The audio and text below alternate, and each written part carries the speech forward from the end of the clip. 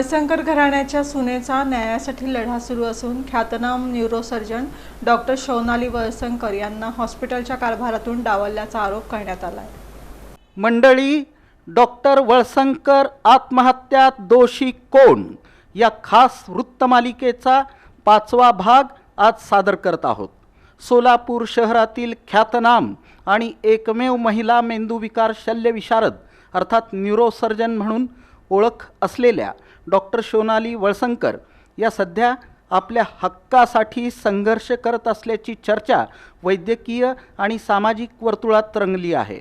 दिवंगत डॉक्टर शिरीष वळसंकर यांच्या कायदेशीर सून असलेल्या डॉक्टर सोनाली वळसंकर यांनी वळसंकर हॉस्पिटल उभारण्यात आणि ते नावारूपाला आणण्यात मोलाचं योगदान दिल्याचा दावा केला जात आहे। मात्र डॉक्टर शिरीष वळसंकर यांच्या निधनानंतर त्यांनाच हॉस्पिटलच्या कारभारातून जाणीवपूर्वक दूर ठेवण्यात आल्याचा आरोप पुढे आला आहे। डॉक्टर सोनाली वळसंकर यांनी कोल्हापूर येथील Padmashri doctor DY Patil medical कॉलेजमधून MBBS शिक्षण पूर्ण केलं। त्यानंतर वेस्टर्न इंडिया इन्स्टिट्यूट ऑफ न्यूरोसायन्सेसमधून DNB न्यूरोसर्जरी ही उच्च पदवी संपादित केली।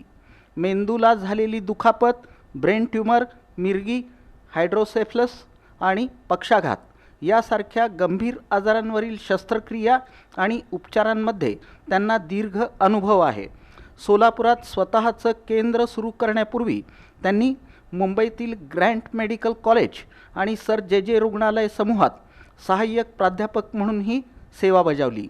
सध्या त्या रेल्वे लाईन्स परिसरातील neuro life brain and spine सेंटरमध्ये कन्सल्टंट न्यूरोसर्जन म्हणून रुग्णसेवा देत आहेत। वळसंकर हॉस्पिटलमध्ये तब्बल 18 वर्षे सेवा देत त्यांनी हजारो यशस्वी शस्त्रक्रिया केल्याचा दावा केला जातो। त्यांच्या वैद्यकीय सेवेबाबत आजपर्यंत एकही तक्रार नोंद झालेली नसल्याचंही सांगितलं जातं। दरम्यान डॉक्टर सोनाली वळसंकर या आपल्या 2 मुलांसह पतीपासून वेगळ्या राहत असल्या तरी त्या दिवंगत डॉक्टर शिरीष वळसंकर यांच्या कायदेशीर सून आहेत। त्यांच्या 2 मुलांना वळसंकर घराण्याचे अधिकृत वारसदार मानलं जात असल्याचा दावा करण्यात येत आहे। मात्र तरीही त्यांना हॉस्पिटलच्या कारभारातून बेदखल करण्यात आलं असून सध्या त्या राहत असलेल्या घरातूनही बाहेर काढण्याचे प्रयत्न सुरू असल्याचा गंभीर आरोप समोर आला आहे। आपल्या 2 मुलांच्या हक्कासाठी आणि न्यायासाठी डॉक्टर सोनाली वळसंकर यांनी संघर्ष सुरू केला असून या प्रकरणाकडे आता संपूर्ण सोलापूरचं लक्ष लागलं आहे। वळसंकर कुटुंबातील हा वाद नेमका कोणत्या वळणावर जाणार आणि न्याय कुणाच्या बाजूने उभा राहणार याकडे सर्वांचं लक्ष लागलं आहे। या खास वृत्तमालिकेचा 5वा भाग इथंच थांबवत आहोत। पुन्हा भेटूया उद्याच्या 6व्या भागात।